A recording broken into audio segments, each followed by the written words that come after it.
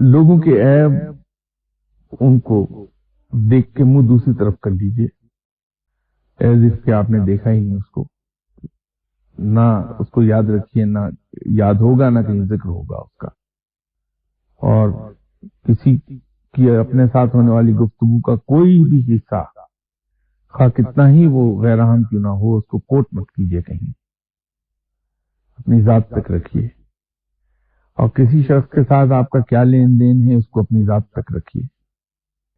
یہ اپنا لیجئے.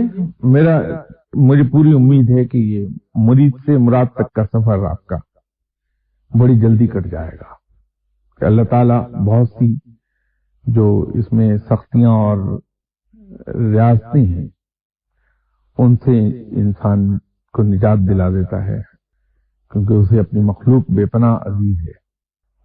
اس پہ عمل کرنے کی کوشش کر لیجئے.